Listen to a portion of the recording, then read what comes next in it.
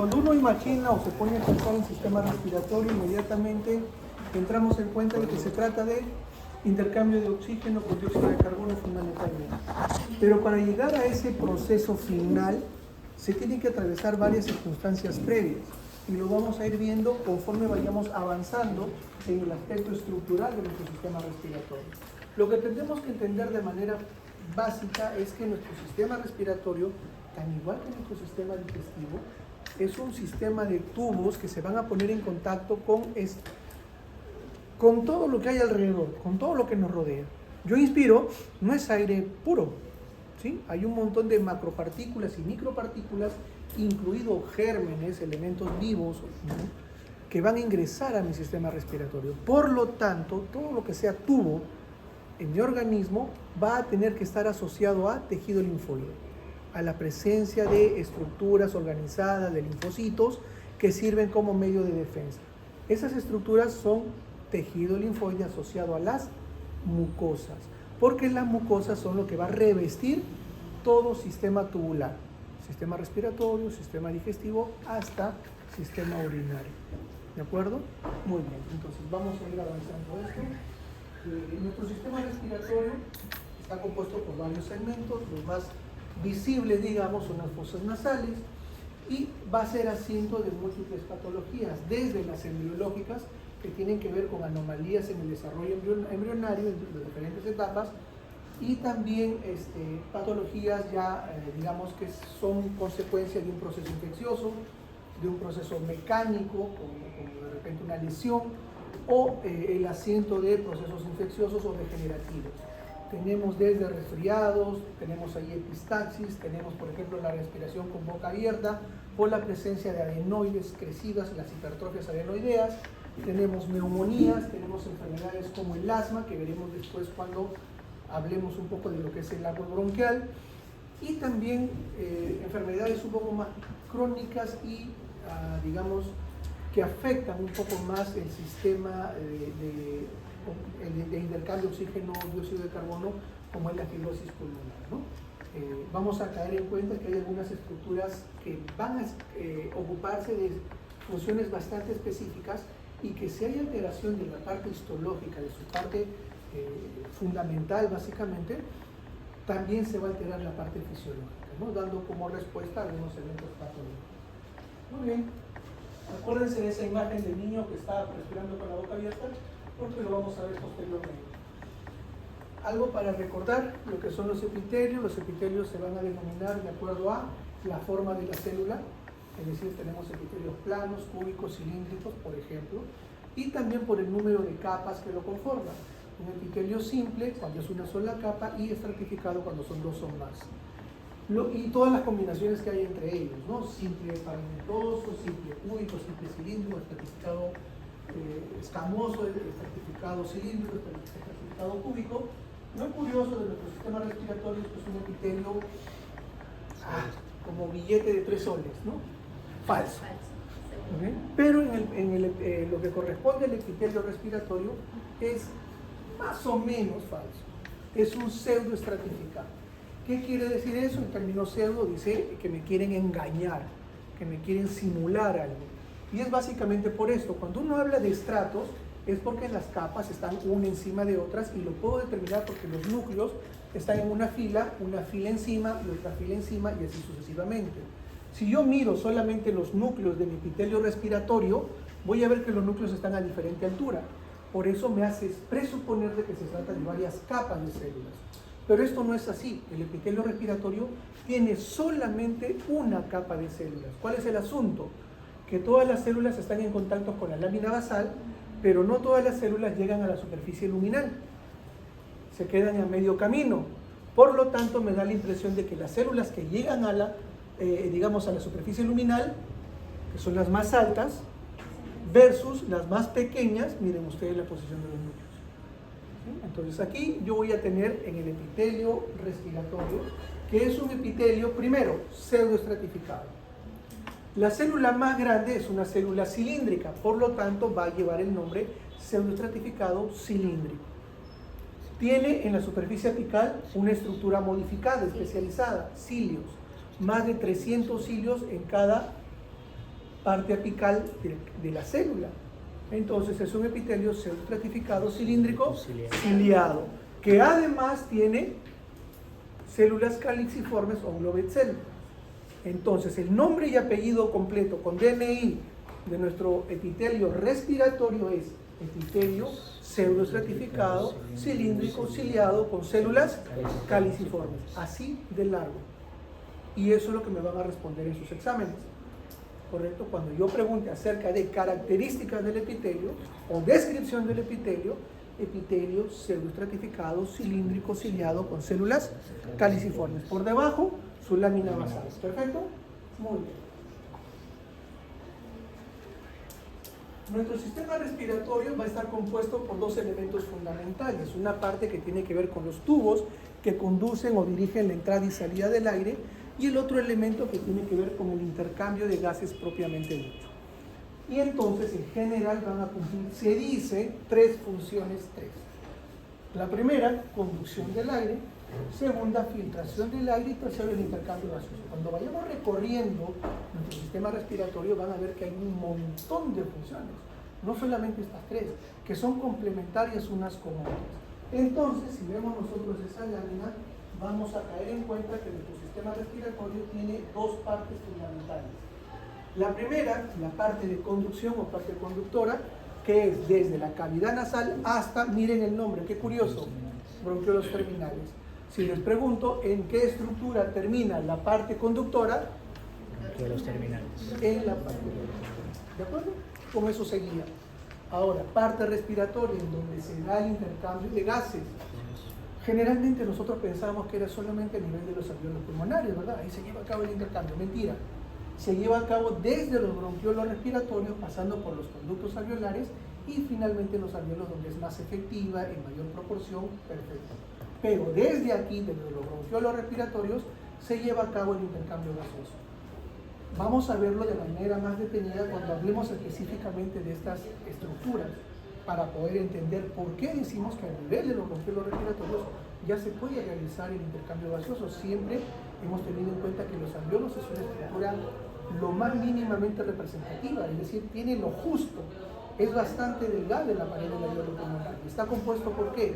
Por un epitelio simple plano, que es la pared del alveolo, neumocitos tipo 1, neumocitos tipo 2, y si es un epitelio tiene lámina basal. Por debajo de esto, ¿qué hay? Los capilares alveolares, que es básicamente un endotelio, es decir, epitelio simple plano, más su lámina basal. Eso es lo que compone la pared alveolar. Bastante sencilla, bastante económica para nuestro organismo. Al ser tan delgada, garantiza el gasto mínimo de energía para el intercambio gaseoso. Les pongo una enfermedad, fibrosis pulmonar. ¿Qué sucede en la fibrosis pulmonar? Se va a engrosar la pared del alveolo con mayor contenido fibrótico. ¿Eso qué va a generar inicialmente? Que el consumo de energía para generar el intercambio gaseoso sea mayor y la persona se va a adelgazar. Físicamente lo vamos a ver. Pero ¿cuál es el problema mayor? Que al haber ese engrosamiento no hay intercambio gaseoso efectivo y la persona cada vez, su organismo va a necesitar mayor presión de oxígeno, mayor concentración de oxígeno, hasta que sencillamente ya no pueda responder. Y vamos a tener una persona con fibrosis pulmonar que se va a morir con hambre de aire, pese a estar rodeado de puro oxígeno y con una máquina ventiladora. Eso es lo terrible de la fibrosis pulmonar. Pero para entender justamente esa fisiopatología, debemos partir por la parte de anatomía, de histología, para poder entender qué se puede realizar en favor de este paciente, además del diagnóstico precoz. ¿Sí? Muy bien, entonces tenemos eso ahí. Perdón, a su lado izquierdo tenemos un esquema del epitelio respiratorio y al lado derecho una lámina histológica. Miren que estoy hablando de epitelio respiratorio. Si yo hablo de mucosa respiratoria es otra cosa. Epitelio es esto, nada más. Epitelio está formado por células de apariencia pseudoestratificadas, cilíndrica, ciliada, con células caliciformes. Si yo hablo de mucosa, ¿qué le tengo que sumar? Lo que está debajo, la lámina. Si yo no hablo de lámina, no estoy hablando de mucosa, estoy hablando solamente de epitelio. Cuidado con esas denominaciones, tanto para la práctica como para el teórico. Tengan cuidado, ¿sí? Especifiquen bien cuándo hablamos de mucosa y cuándo hablamos de simplemente epitelio. ¿De acuerdo? Y acá lo tenemos, ¿verdad? Nuevamente, aquí está el epitelio más la lámina, es decir, mucosa, ¿verdad? Epitelio cerdo estratificado, cilíndrico, ciliado, con células caliciformes. El epitelio respiratorio está conformado por 6 tipos celulares. Los más abundantes, los que hemos visto en una imagen histológica común y corriente, son la célula columnar ciliada, es el 30% de la cantidad celular presente, las células caliciformes que van a producir una sustancia mucinosa que en contacto con agua se vuelve mucus, las células basales, que son las células stem cell o células madre de todas las demás. A partir de ellas se regenera el epitelio respiratorio. Después células en cepillo, serosas y células de la granulosa también, en menor cantidad, completando el 100% de las células. Vamos a la primera porción entonces anatómica de nuestro sistema respiratorio, las fosas nasales o cavidad nasal. Es esta estructura piramidal que tenemos en la parte anteromedial del rostro. De afuera de la superficie a la profundidad, piel, tejido celular subcutáneo, músculos que son bastante planos y pequeños. ¿Qué más tenemos? Cartílago, hueso y más abajo a la profundidad, la mucosa respiratoria. ¿Sí? Entonces, vámonos a la parte interna.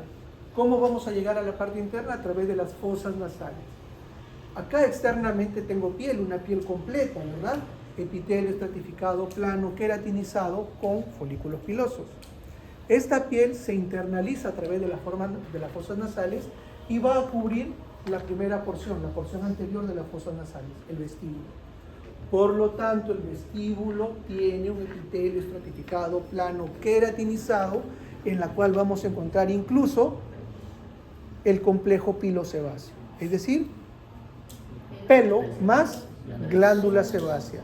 Además, habrán glándulas sudoríparas también, más hacia la profundidad. Perfecto.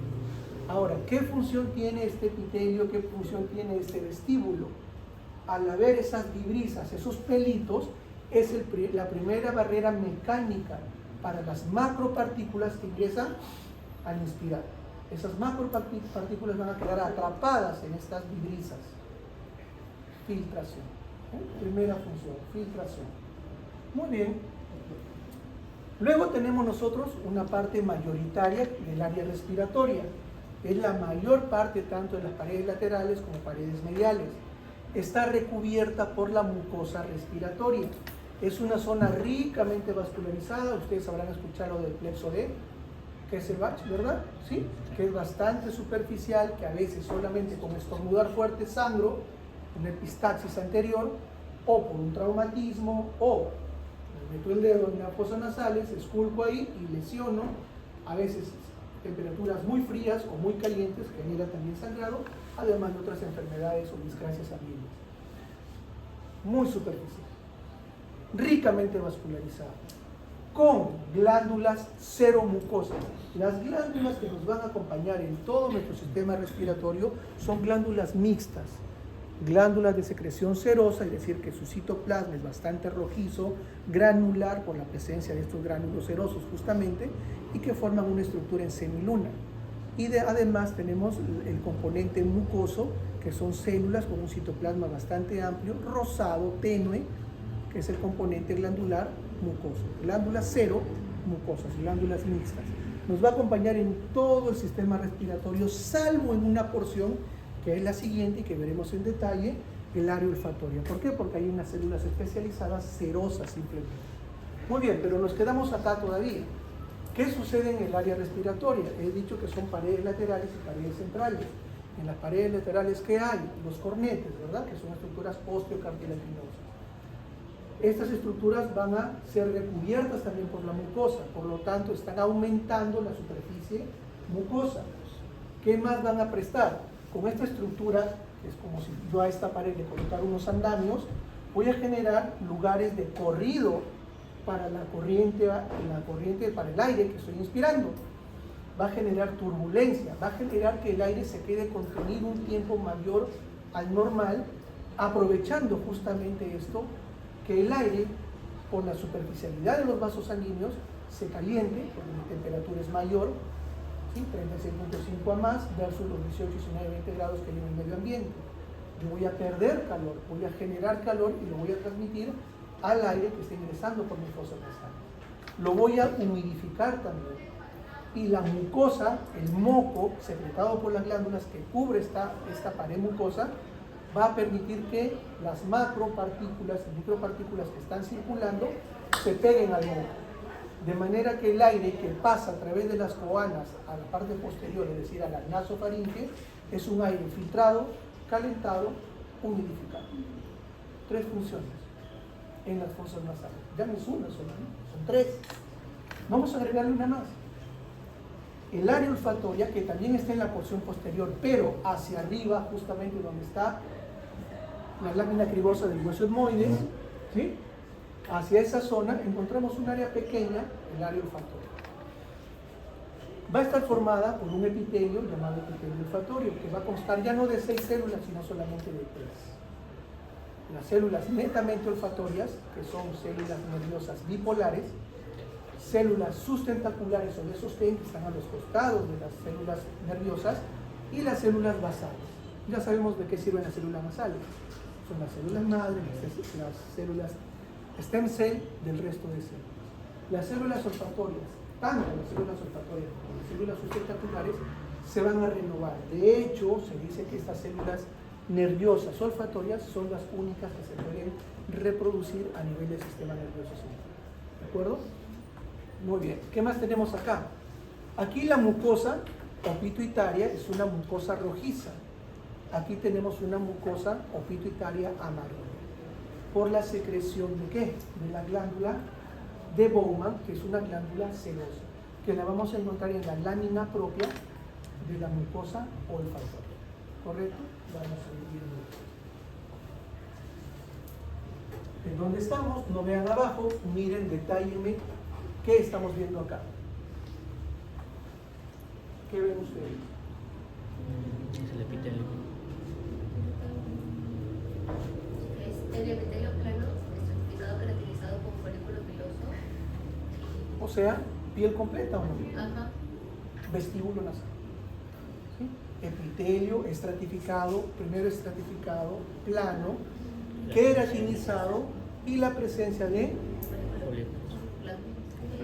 complejo pilosebáceo y un montón de folículos pilosos y por ahí una que otra glándula, ¿verdad? Más en la profundidad deberíamos encontrar glándulas sudoríparas, ¿no? Perfecto. Pasamos a la segunda área. Ya hemos hablado de vestíbulo, nos toca el área respiratoria, ¿verdad? ¿Qué epitelio? Epitelios semiestratificados, cilíndricos, ciliados, con células Es caliciformes. decir, epitelio respiratorio, con su lámina mucosa respiratoria. ¿Sí? Eso es lo que vamos a encontrar en el área respiratoria.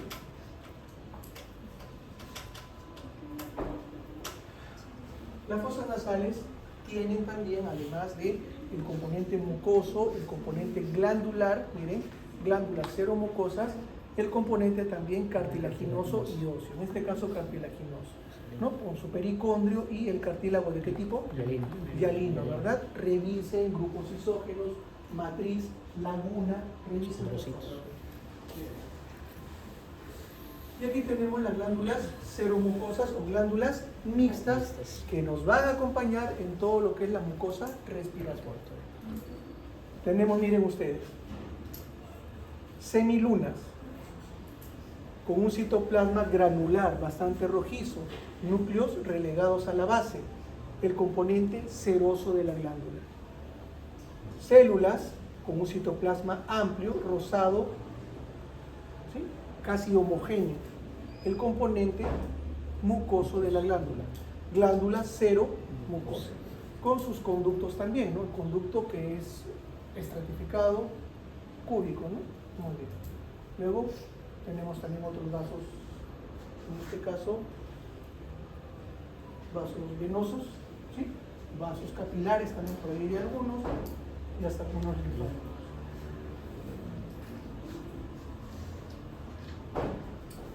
Estructuralmente, lo que hemos revisado nosotros, les decía en la pared lateral, la presencia de los cornetes, ¿no?, que están revestidos por la mucosa respiratoria, ampliando la superficie mucosa y permitiendo la turbulencia del aire, que le va a permitir tener más contacto con mayor superficie mucosa, calentarse más, humidificarse más y filtrarse más. Hacia acá arriba, el área olfatoria, no se olviden. Todo esto es el área mucoso, vestibular, olfatoria, que es básicamente representando el primer par craneal, ¿no?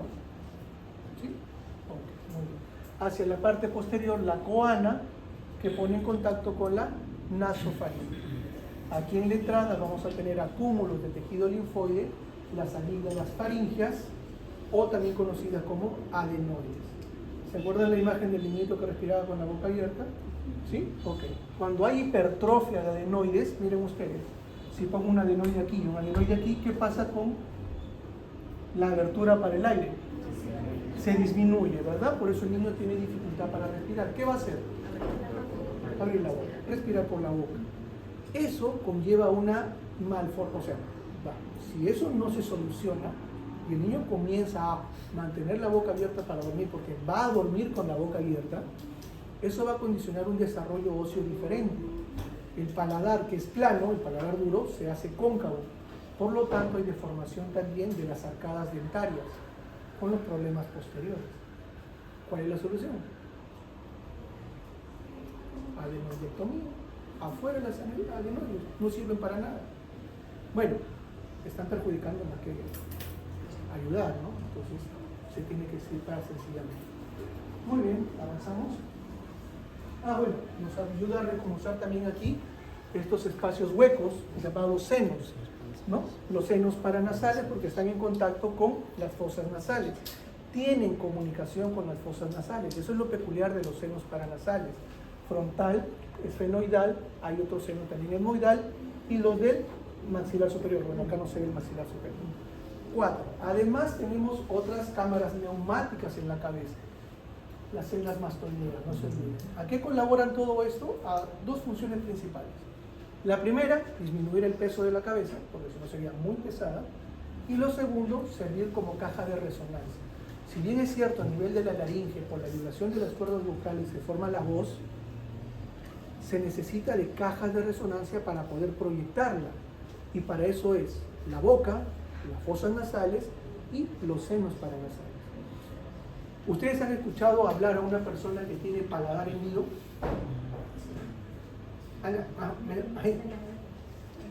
¿Sí? Y no lo hago para burlarlos, lo hago para entender cuál es la mecánica de esto. Yo necesito tener mis estructuras anatómicas completas, porque si no, al emitir yo o tratar de emitir mi voz, se va a distorsionar. No hay la resonancia adecuada y por eso se disipa. Y las palabras no se forman de la manera como deben formarse, ¿no? Entonces, necesito yo de una buena estructura anatómica, necesito yo de un buen reconocimiento histológico para que mis órganos funcionen de la mejor manera. Anatomía, histología y fisiología, ¿no? Una mucosa que reviste básicamente las fosas nasales, ricamente vascularizada, y de ahí se ve la cantidad de vasos sanguíneos y tejido conectivo fundamental. Esto es un esquema que nos habla más o menos de cómo ingresa el aire a través de las fosas nasales, se filtra con las vibrisas y nuevamente recorre los espacios creados por los cornetes. Nuevamente les menciono aquí, filtración, humidificación y calentamiento. Hacia arriba, ¿qué es lo que sucede? Es otra magia, ¿sí? Ahí va lo que son las moléculas odoríferas que se encuentran dispersas en el medio ambiente. Por turbulencia llegan algunas a la pituitaria, a la mucosa amarillo pituitaria. Allí van a generar una reacción química. Estas moléculas odoríficas generan una reacción química inmersos en la mucosa amarillo pituitaria. Esa reacción química es captada por las extensiones de lo que vamos a ver después, las células olfatorias, se ramifican y eso es lo que capta esa primera reacción química, generando impulsos que se van a transmitir a través de las células a una segunda neurona que se encuentra aquí en el bulbo olfatorio. Eso va a transmitir a los centros de la olfacción para hacer una integración, una interconexión, de manera que la experiencia de un aroma no se experimenta aquí, se experimenta acá. ¿Y es en base a qué? A experiencias previas. Por eso es que ustedes de aquí, no sé, tendrán menos de 20 años, 21 máximo, cuando tengan 35, 40 años, y de repente por ahí en un pañuelo, un aroma, un perfume, los va a traer a este momento, cuando tenían su enamorada, su enamorado, y van a llorar. ¿No? Pero es por la vivencia que ustedes han tenido, a mí no me interesa. Para mí no significa nada, pero para ustedes sí. ¿No? Es más, hay personas que son mucho más sensibles a los aromas, lo perciben con mayor facilidad. Tú puedes estar al lado de una persona que le huele mal las axilas. Esa persona no se da cuenta, la que está a su lado tampoco, pero tú llegas, listo, ¿no? ¿Okay? Entonces, en cuanto a lo que es la capacidad de percepción, mucho se tiene que hacer, ¿no? Es muy determinante las experiencias previas también como un proceso de aprendizaje y de interconexión neuronal. Si tú no has experimentado, es poca la valoración que tú le puedes dar. ¿Correcto? Muy bien. Vámonos a la mucosa olfatoria. Miren, mucosa olfatoria, es decir, epitelio más lámina presente. ¿Perfecto? El epitelio pseudoestratificado, también es un epitelio cilíndrico, también es un epitelio ciliado, pero solamente con 3 tipos celulares. Las células olfatorias, que son células nerviosas bipolares, las células sustentaculares, que son ciliadas, y las células basales. Por debajo, ¿qué vamos a tener? Filetes nerviosos, lógicamente, y, perdón, esto es una estructura vascular, y las glándulas de Bowman. Glándulas de Bowman, no te preocupes, no también. Las glándulas de Bowman, ¿sí? Que van a tener sus propios conductos, en otras imágenes lo vamos a ver. Son glándulas exocrinas. ¿De qué tipo? Serosas.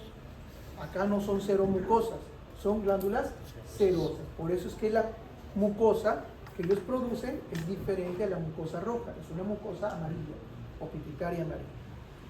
Muy bien.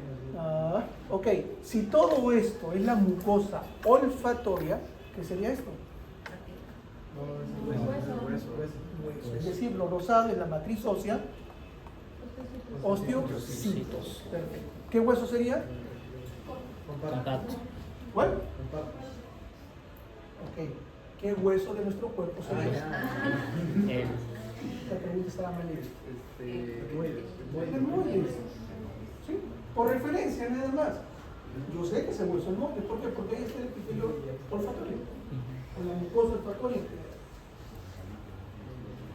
Bueno, ya hemos mencionado, estamos compuestos por 3 tipos celulares, se aprende un poco de cada una de ellas, de hecho, son preguntas que vienen en el examen teórico. Esta imagen, si bien no es muy representativa de lo que es la lámina propia, al menos en la parte superficial, podemos ver el epitelio, que es estratificado, que tiene cilios también, y abajo señalado las células basales. Esta lámina sí se la aprenden, ¿verdad? ¿Puede venir en el examen? Puede.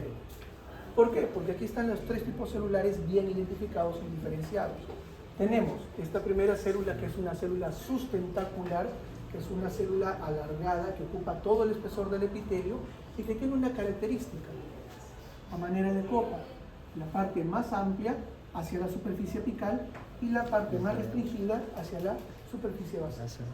¿Correcto? Lo coronan cilios. Son las células ciliares. ¿De acuerdo? A su costado tenemos las células nerviosas, células olfatorias, bipolares, ¿sí? Que tienen una especie de dilatación, ¿sí? Es en vesículo, una forma vesicular hacia la parte apical, de donde se van a distribuir unas ramificaciones, con la intención de expander su capacidad de percibir las reacciones de las moléculas odoríferas. Después tenemos las células más pequeñas, las células basales, que son las células madre o stem cell. Observa, prenden por favor, porque eso es.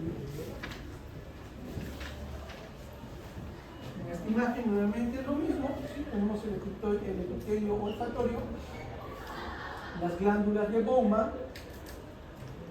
Bueno, aquí todavía no vemos algunos conductos, ¿no? Ya lo vamos a ver en la siguiente, pero acá. Nuevamente, glándulas de Bowman, que son de tipo seroso, y aquí estamos viendo ya la parte de los conductos, o ductos, cualquiera de los dos términos, que atraviesan todo el epitelio hasta llegar a la superficie, por donde van a vertir, como son glándulas exocrinas, la secreción serosa. Aquí tenemos más, nuevamente todo el epitelio olfatorio. Aquí vemos filetes nerviosos, miren, sus estructuras ondeadas son filete nervioso, aquí filete nervioso, glándulas de Bowman, y aquí vemos los elementos, sus conductos, que atraviesan el epitelio aquí también, para verter la secreción serosa a la luz, donde se encuentra la parte mucosa, ¿no? La mucosidad, la pituitaria.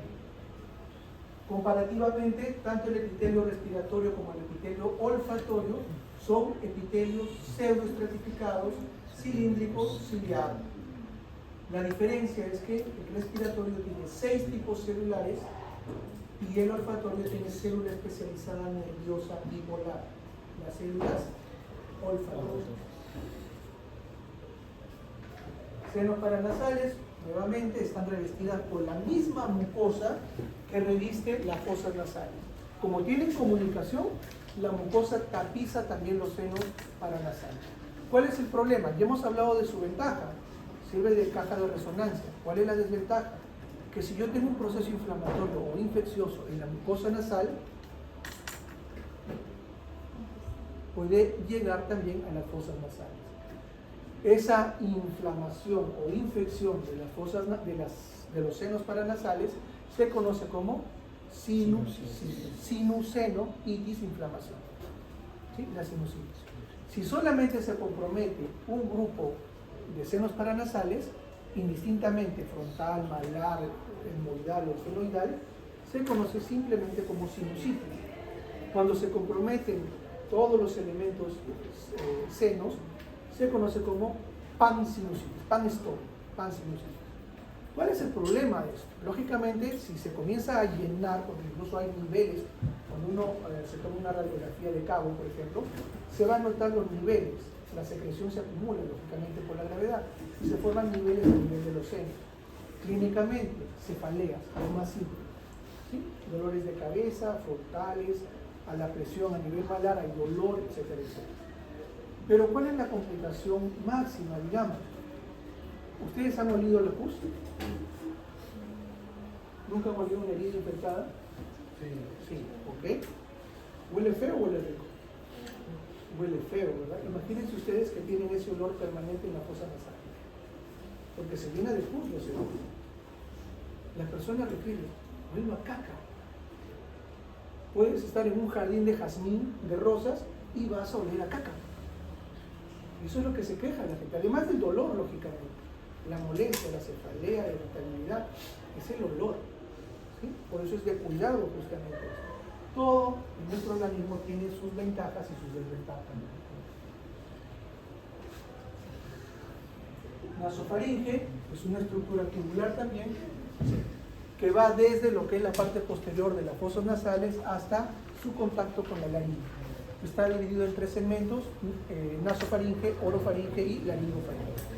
La nasofaringe, es continuidad de las fosas nasales a través de las coanas. Hemos hablado que hay tejido linfoide asociado a ellos también, se llama adenoides, la hipertrofia genera una obstrucción de la vía aérea. Como está a continuación de las fosas nasales, el epitelio que lo recubre será epitelio respiratorio. Epitelio semiestratificado, cilíndrico, ciliar. Muy bien. La segunda porción es la orofaringe, es decir, está en continuidad con la cavidad bucal.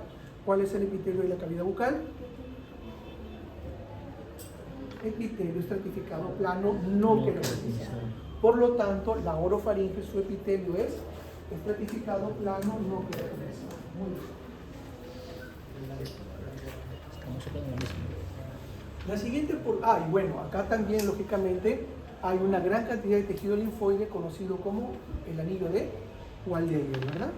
¿Sí? ¿Se acuerdan? Anatomía, anillo de Waldeyer. Lo leen, por favor.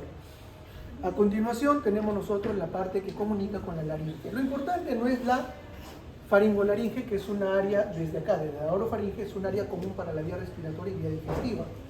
Lo importante ya viene a ser el mecanismo que une a estos dos segmentos con la laringe, con el juego de la laringe. La laringe es una estructura cartilaginosa, mide 4x4 nada más, es pequeña, pero muy importante. ¿Por qué? Porque es la estructura que va a limitar el acceso del bolo alimenticio de cualquier cuerpo extraño a la vía respiratoria. Principalmente un cartílago conocido como epiglotis, que es como una lengüeta, ¿sí? Y es responsable de activar, digamos, o se activa mediante lo que es la segunda fase de la digestión o la ingestión de alimentos, que es la fase no consciente o involuntaria. Mientras el alimento esté en la boca, yo lo estoy masticando. Yo sabré cuántas veces lo mastico, ¿sí? Cuánto tiempo tengo el alimento en la boca. Finalmente, el movimiento acompasado de la lengua, la humidificación y la masticación va a llevar al bolo alimenticio hacia la parte posterior. Es obligatorio, claro, hacia la parte posterior, al istmo de las fauces. Hasta ahí yo lo controlo. Una vez que cae hacia la parte posterior del istmo de las fauces, comienza la fase involuntaria o inconsciente de la deglución. Esto activa inmediatamente al epiglotis, cerrándose para evitar la caída del bolo alimenticio hacia la vía respiratoria y hace que se vaya a la parte posterior en donde está el esófago, que es otro tubo, ¿verdad? ¿Sí? Y de ahí vamos a ver la diferencia entre un tubo digestivo y un tubo respiratorio. Muy bien, entonces, lo que es la laringe, ¿verdad? Vamos a ver más allá. Correcto. Entonces, si yo tengo la laringe, la parte superior de la laringe va a estar revestida por el epitelio que baja de la faringe. Epitelio estratificado, plano, no queratinizado. Pero una vez que doy la vuelta y ya formo parte exclusivamente de la laringe, es un epitelio respiratorio. Entonces, la epiglotis tiene dos epitelios. En la cara superior, epitelio estratificado plano, no queratinizado, y en la cara inferior, epitelio pseudoestratificado, cilíndrico ciliado, con células cancerosas.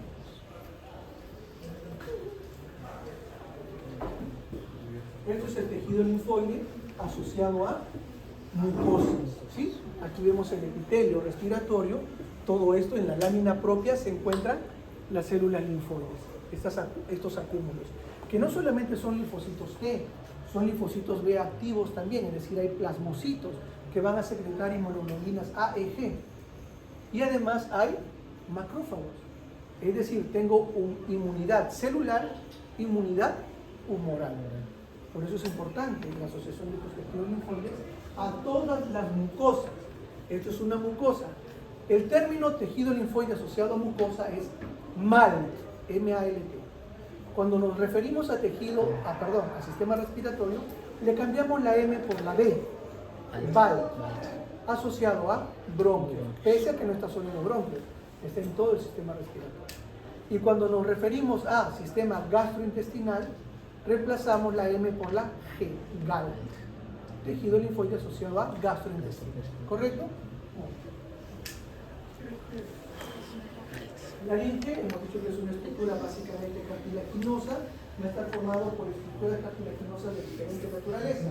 A ver, esta es una característica básica de lo que es la laringe. Es una estructura cartilaginosa que va a estar recubierta por un epitelio, en este caso, de manera general, un epitelio respiratorio, con una submucosa no muy definida, pero en la cual vamos a encontrar nosotros glándulas seromucosas, ¿de acuerdo? Esa es la estructura simple de una laringe, salvo situaciones específicas como la presencia del cartílago, por ejemplo, que les mencioné. Los cartílagos de la laringe van a estar diferenciados en dos tipos. La primera, cartílago hialino, básicamente formado por el cartílago tiroides, cricoides y también la superficie inferior de los aritenoides. Y los cartílagos elásticos, y quiero que revisen cuál es la característica de un cartílago elástico también, además del hialino, es la epiglotis, su representante fundamental. Además, cartílagos corniculados, cartílagos cuneiformes y también la superficie superior del aritenoides. ¿Eso es el cartílago? Epiglotis. ¿Sí? En la parte superior, como vemos, es un epitelio estratificado plano, no queratinizado. Rodea la parte superior, llega a la parte inferior, a la cara inferior, y se transforma en un epitelio respiratorio. ¿Sí? Al centro tenemos la estructura cartilaginosa, un cartílago de tipo elástico, y también van a estar asociados, aunque aquí no se ve, glándulas seromucosas. ¿Ya? En esta imagen creo, sí, la configuración sí se ve. En la parte superior, como ustedes ven ahí claramente, es un epitelio estratificado plano, no queratinizado. Se supone que por aquí vendría toda esa lengüeta, ¿verdad? Por aquí viene toda la lengüeta del epiglotis, está rodeado también de epitelio estratificado plano no queratinizado, viene a la cara inferior y se transforma en un epitelio respiratorio. Pasa de ser un epitelio estratificado plano no queratinizado en la cara superior a un epitelio respiratorio. ¿Ya? ¿Qué tenemos en el medio? El cartílago elástico y la presencia de glándulas seromucosas, rodeado de tejido conectivo, vasos sanguíneos, fibros nerviosos, etc. De esta imagen, ¿qué es lo que debemos tomar en cuenta? En la laringe, nuestro órgano de la fonación, otra función más del sistema respiratorio, vamos a tener dos estructuras conocidas como cuerdas vocales. Las cuerdas vocales falsas y las cuerdas vocales verdaderas. En sí, las que funcionan como órgano vibrátil gracias al paso del aire es las cuerdas vocales verdaderas. ¿Sí? Las falsas vamos a relacionarlas nosotros a epitelio respiratorio. Donde vean ustedes epitelio pseudoestratificado cilíndrico ciliado, van a estar relacionadas las cuerdas falsas. Y cuando yo vea un epitelio estratificado plano no queratinizado en la proximidad de los músculos vocales, que son células musculares estriadas esqueléticas, vamos a hablar de cuerdas vocales verdaderas. Así de sencillo, no nos compliquemos la vida. Veo epitelio estratificado plano no queratinizado, cuerdas verdaderas. Veo epitelio pseudoestratificado cilíndrico ciliado, cuerdas vocales falsas. ¿Ya? Cuerdas vocales verdaderas, cuerdas vocales falsas. No cuerdas verdaderas, cuerdas falsas. Completo. ¿Ya? Ok, flecha azul. Cuerda vocal verdadera, cuerda vocal falsa. Falsa. La verde. Verdadera. Cuerda vocal verdadera. ¿Cuerdas? Falsas. Si no es verdadera, es falsa, ¿no? 50-50. ¿Qué es? ¿Por qué falsas? Entonces es verdadera. Es verdadera. Tratemos de reconocer el epitelio. ¿Sí? Verdadera. Primero, tengo núcleos a un montón de capas. Epitelio. Sí, aparentemente, puede ser un pseudoestratificado también. Pero veo la capa más superficial, plana. Epitelio estratificado plano. ¿Tiene queratina? No. ¿Guarda? Verdadera. Verdadera. Epitelio estratificado plano, no queratinizado. Y el resto son glándulas y conductos. Más que ver esto. Esta sí malintencionada, ¿no? Se ve bien borroso. Miren ustedes la presencia de los núcleos también a diferente nivel. Da la apariencia de ser ciliado, entonces estaríamos hablando de Las vocales falsa, ¿no? Pseudoestratificado, cilíndrico ciliado, y las glándulas seromucosas y el cartílago que se llama la cosa. ¿Qué? Igual, esta no es tan ideal, Ciliado. no lo voy a tomar en cuenta como para determinar cuerda verdadera o cuerda falsa, pero sí quiero que vean ustedes el componente glandular. ¿Sí? El componente seromucoso y la presencia de los conductos glandulares. Es una glándula exocrina, necesita de sus conductos para llevar la secreción hacia el exterior. Cuerda verdadera, cuerda falsa. Verdadera. ¿Por qué? Porque Epitelio estratificado plano no queratinizado. Ahora miren, acá sí se ven, ¿no? Las células espinosas, etc. Y este músculo, ¿qué músculo es? ¿Qué tipo de músculo es? Estriado esquelético. ¿Por qué? Para la producción de la huella. ¿Por qué me dices que es estriado esquelético? Eso. Olvídate del resto. Si tú me dices que esto es músculo estriado esquelético, ¿por qué?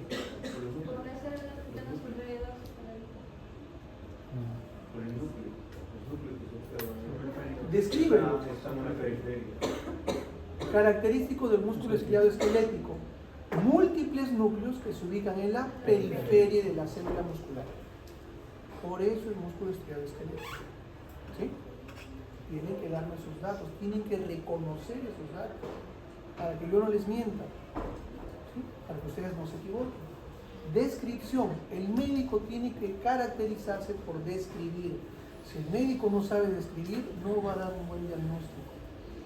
Se va a quedar corto para hacer diagnóstico. Acuérdense, busquen, lean, practiquen. Tráquea. ¿Cuánto nos queda? 10. Perfecto, muy bien. Tráquea, miren ustedes, es un tubo, ¿verdad? Una estructura semirrígida, permanentemente distendida. ¿Y el esófago también es un tubo o no? Sí. Características distintas, ya lo vamos a comparar uno con otro. ¿Por qué creen ustedes que esto tiene una estructura bastante distendida?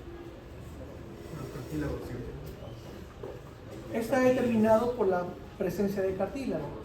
¿Y por qué la naturaleza hizo que la tráquea tenga cartílago y el esófago no? Si los dos son tubos. Porque el esófago tiene que ser peristaltismo. O sea, Ok. corredor alimenticio. Y no lo utilizas las 24 horas de 7 días de la semana. La tráquea tiene que estar permeable porque el tránsito del aire es constante. Yo no me puedo dar el lujo de, bueno, son las 6:38, hasta las 9 no voy a respirar. No me oye, señor. Por eso es que cuando ustedes estudian RCP, ¿qué es lo primero que les dicen? Permeabilizar la vía aérea. Si no permeabilizas vía aérea, no sirve de nada el trabajo que hagas. ¿Sí? Así fuimos creados. Es un tubo. ¿Mide cuánto? 12 por 2. Está formado por 15 a 20 cartílagos hialinos que le decimos nosotros anillos cartilaginosos. Mentira, no son anillos.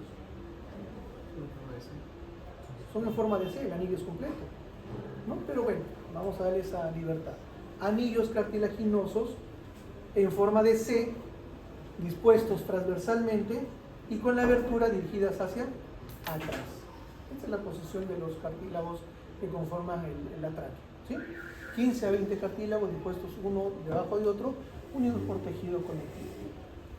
Hasta la carina, en donde se dividen en dos troncos principales: bronquio primario, bronquio principal o bronquio extrapulmonar. Cualquiera de los tres nombres es lo mismo: primario, principal o extrapulmonar. A partir de aquí, cuando ingresan ambos al ilio pulmonar, se vuelven bronquios intrapulmonares, ¿correcto? Y comienzan sus divisiones. Antes de ingresar a eso, ¿cuáles son las características de bronquio derecho y de bronquio izquierdo? ¿Cuáles son sus características? Cada una de ellas es diferente, ¿verdad? ¿Sí?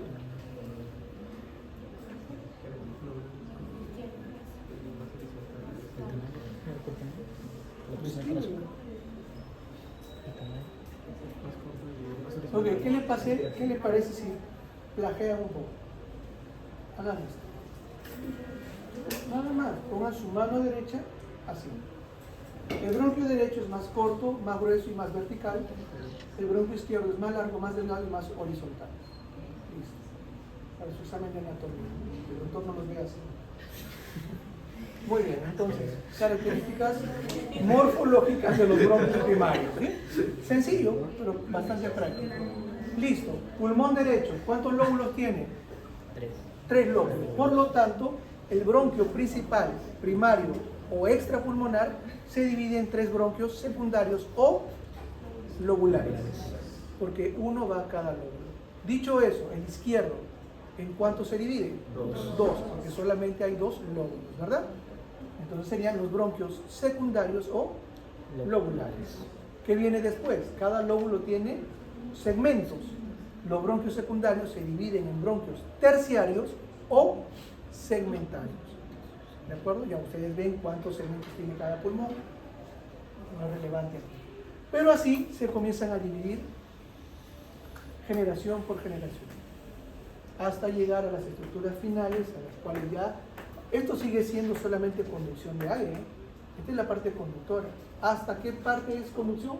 Bronquiolos Bronquiolos terminales. terminales. ¿Preguntas ahí? Miren ustedes, un borde transversal que nos muestra tanto la tráquea como el esófago. ¿Son dos estructuras tubulares o no? Pero miren cómo la histología determina la parte del comportamiento de la fisiología. ¿Qué hace la tráquea? Tiene que estar permeable para el paso del aire. Permeable, lo más posible. Por lo tanto, histológicamente va a tener una estructura que le va a dar esa conformación, esa, entre comillas, rigidez, que es un cartílago, bastante económico para el organismo. La luz, por aquí entra y sale el aire. Aquí tenemos la mucosa, ¿sí? Es el epitelio más su lámina propia, la submucosa, donde están las glándulas seromucosas, y la adventicia, que incluye el cartílago y el hilo. Hacia atrás, miren ustedes, ¿es una C o no es una C? Hacia atrás, este espacio vacío está lleno de tejido conectivo, ligamentos y músculo liso, llamado músculo traqueal, que lo separa del esófago, cuya estructura es un tubo colapsado, cuyo componente mayoritario es muscular, porque lo que necesito es justamente que se active con el paso del bolo alimenticio, que es ¿cuánto? 3 veces al día, por instantes nada más. No necesito que esté permeable, ¿sí? Por eso, porque su funcionamiento está determinado por la característica histológica. ¿Correcto? Muy bien. Okay. Esto en blanco y negro, pues ahí están escritas todas las cosas que ustedes van a detallar. La tráquea. Esta misma figura la vamos a ver la próxima semana y les voy a explicar por qué. La tráquea está formada por 3 capas: la mucosa, el epitelio respiratorio y su lámina propia, la submucosa, que incluye lo que es el componente seromucoso de sus glándulas, y la adventicia, que corresponde a lo que es el tejido conectivo con el pericondrio y el cartílago hialino, con condrocitos que están agrupados en grupos isógenos, que tienen una isla y que tienen matriz. Revisen eso. ¿Eh? Muy bien. ¿Y por qué les digo que lo vamos a ver la próxima semana? Porque es lo mismo histológicamente que un bronquio primario. Es lo mismo. Hablar de tráquea y de bronquio primario es lo mismo histológicamente. Cuando pasa ya al componente intrapulmonar, se comienzan a agregar algunas otras estructuras, como por ejemplo músculo liso. Por eso es que el asma es una enfermedad netamente bronquial, pero no bronquial extrapulmonar, sino bronquial intrapulmonar, porque ahí tiene todos los elementos: secreción aumentada de la mucosidad, que es a la vez más densa, y la broncoconstricción por contracción del músculo liso en sus paredes. No hablamos de asma a nivel de la tráquea, no hablamos de asma a nivel del bronquio primario, sino a partir del bronquio secundario. Igual acá estamos viendo la mucosa con el epitelio, la lámina propia, la presencia de las glándulas seromucosas y los conductos que llevan el contenido mucoso hacia las células. El epitelio pseudoestratificado, cilíndrico ciliado con células caliciformes, la lámina propia, el componente submucoso con las glándulas seromucosas, y aquí tenemos el pericondrio y el cartílago de lo que corresponde a la adventicia. Esquemáticamente, lo mismo que hemos referido: el epitelio respiratorio, la lámina propia, la submucosa con la presencia de las glándulas traqueales, que son glándulas seromucosas, y la denticia que contiene también al cartílago del diente.